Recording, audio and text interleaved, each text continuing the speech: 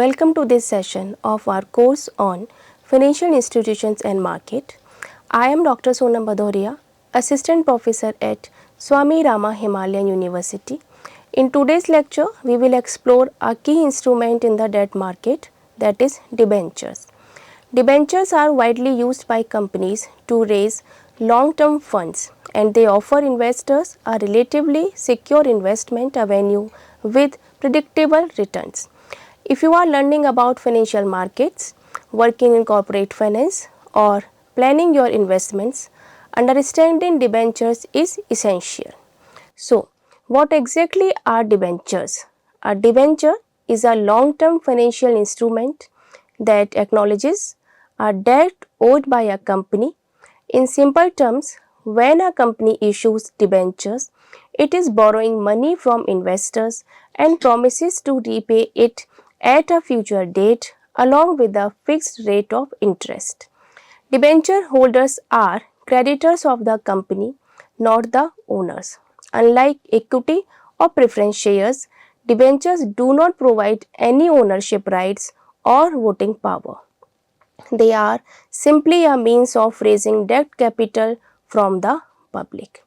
Now, let's understand why companies issue debentures. There are several reasons why companies prefer to issue debentures. First, it allows them to raise funds without diluting ownership or control. Second, debenture interest is a tax deductible expense which reduces the company's taxable income. Third, debentures offer flexibility in terms of tenure, interest structure, and repayment schedules, making them an efficient tool for long-term financial planning. From the investor's point of view, debentures provide fixed and regular interest income, and in many cases they are secured by the company's assets, which reduces the risk of default. This makes debentures suitable for conservative investors looking for predictable returns. Let us now look at the key features of debentures. There is fixed interest rate. Debentures carry a fixed interest known as the coupon rate. This interest is paid periodically, usually semi-annually or annually. Then next is maturity date. Debentures are issued for a fixed period after which the company repays the principal to the debenture holders. This could range from a few years to several decades depending on the type of the debentures. No voting rights. Debenture holders are not shareholders and thus do not have any voting rights or control over company decisions. Security. Some debentures are secured against the company's assets. In case of default, these assets can be sold to repay the debt. Others are unsecured and hence carry higher risk but may offer higher returns also. Tradability. Many debentures are listed on stock exchanges and can be bought or sold in the secondary market. This provides liquidity to the investors. Here, the tax benefits are also available. For the issuing company, the interest paid on debentures is tax deductible, reducing the overall cost of borrowing. Now, let's explore the types of debentures. The types of debentures mostly include following categories. First is secured versus unsecured debentures. As the name shown, secured debentures are backed by the specific assets of the company. If the company fails to repay, the debenture holders can claim these assets. Unsecured debentures are known as neck debentures and are not backed by collateral and hence carry more risk in compared to secured debentures. Second category is convertible versus non-convertible. Debentures are convertible and they can be converted into equity shares of the company after a specific period at a predetermined rate. This offers potential capital appreciation and the non-convertible debentures are remain debt instrument throughout their life and do not convert into equity at any time. Third category is redeemable versus irredeemable debentures. Redeemable debentures are repaid by the company on a specified maturity date or in installments. Irredeemable do not have a fixed maturity date, however, they doesn't have any maturity period. So they are rare and mostly phased out in the modern finance. Next category is registered versus wearer debentures. Registered debentures are recorded in the company's books in the name of the holder and transfer must be registered. Bearer debentures, on the other hand, are not registered to any name and are transferable by delivery only. They are rarely used today due to regulatory restrictions. Now, let's discuss the advantages of debentures for both the companies and the investor.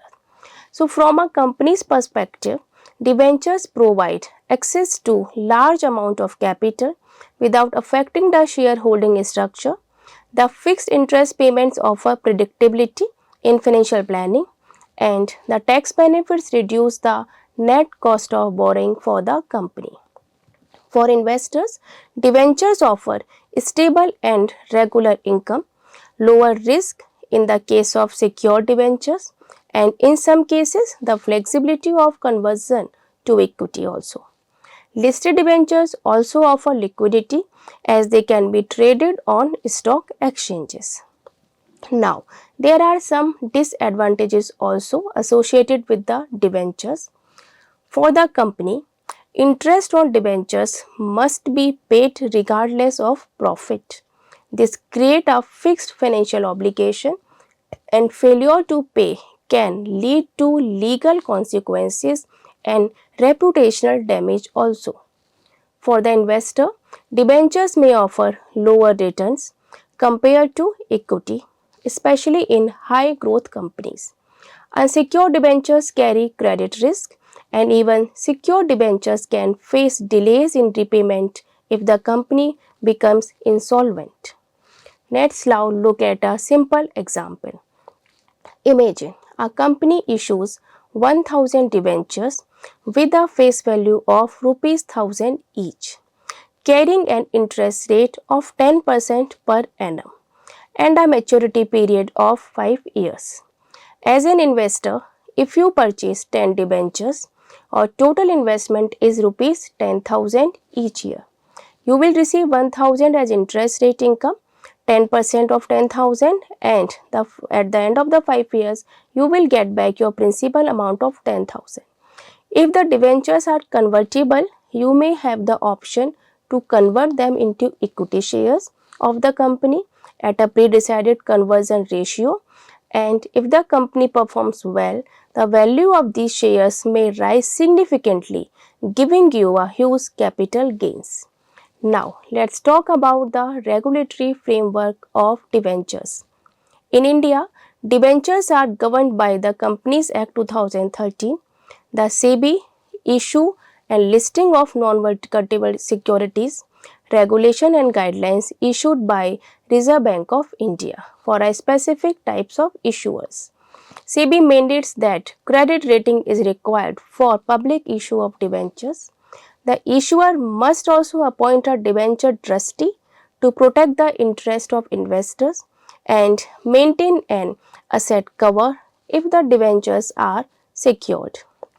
Companies may issue debentures through public offerings, private placements, or right issues.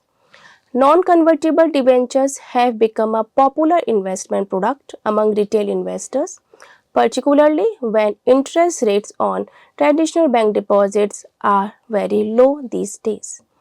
To summarize, debentures are long-term debt instruments that allow companies to borrow funds from investors at a fixed interest rate. They offer security and stable returns for investors and help companies meet their funding needs without giving up ownership or control. So, as we conclude this session, I encourage you to reflect on a few questions like you should think what factors should a company consider when choosing between equity and debt financing? How does the credit rating of a debenture affect investor decision making? And think how can investors assess the risk and return profile of different types of debentures? Thank you for joining me on this session on debentures. In the next session, we will learn about the different types of investment. Stay there, keep learning about finance. Thank you. Namaste.